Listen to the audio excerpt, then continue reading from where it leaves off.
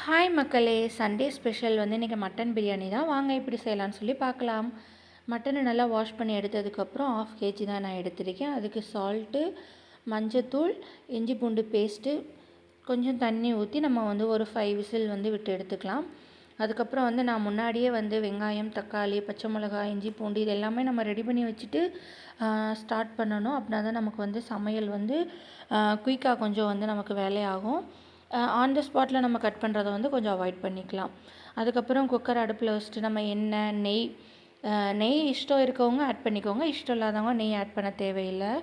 அதுக்கப்புறம் as usual நம்ம பிரியாணிக்கு என்னென்ன சேர்க்குவோம், பட்டை, கிராம்பு, ஏலக்காய், நான் வந்து சோம்பு ஆட் பண்ணுவேன். அதுக்கப்புறம் சோம்பு, அது கூட அந்த ஒரு பூ என்ன பூ தெரியலை எனக்கு, ஆனால் நான் அதையும் ஆட் பண்ணுவேன்.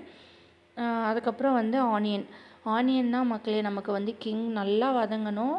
அது எவ்வளோக்கு எவ்வளோ நமக்கு வந்து கலர்ஃபுல்லாக வதங்கி வருதோ அதுதான் நமக்கு வந்து நல்ல டேஸ்ட்டு கிடைக்கும். ஸோ நம்ம வந்து ஆனியனை வந்து நல்லா உப்பு லைட்டாக போட்டுக்கோங்க.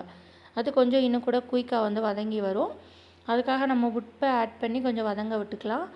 அது கூட நம்ம வந்து ஒரு 4 பச்சை மிளகா போட்டுக்கலாம். என்ன தான் மிளகாத்தூள் போட்டாலும் அந்த காரத்துக்கு ஒரு பச்சை மிளகா போட்டு அதோட டேஸ்ட் வந்து ரொம்பவே நல்லா இருக்கும் டிஃபராக.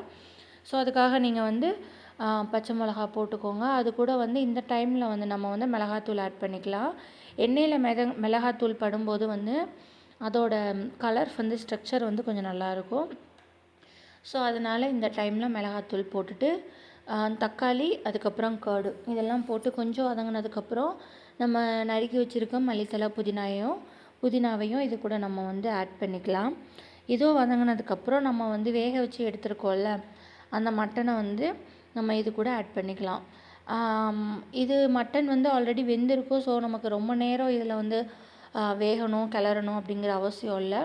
ஒரு 5 மினிட்ஸ் அந்த மாதிரி டைம் எடுத்ததுக்கப்புறம் நம்ம வந்து வாட்டர் ஆட் பண்ணி அதுக்கு தேவையான அளவு வந்து சேர்த்திட்டு ஃபைனலாக நம்ம வந்து லெமன் புழிஞ்சு விட்டுக்கலாம். நமக்கு உப்பு வந்து கடைசியாக செக் பண்ணி பார்த்துக்கோங்க. ஃபைனலாக நமக்கு கொஞ்சம் தூக்கலாக இருக்கணும். அப்படின்னா தான் நமக்கு அது வெந்து வரும்போது பிரியாணியோட டேஸ்ட் நல்லாயிருக்கும். அவ்வளோதான் மக்களே, கண்டிப்பாக நீங்கள் ட்ரை பண்ணி பாருங்கள். சூப்பராக இருக்கும். பாய்.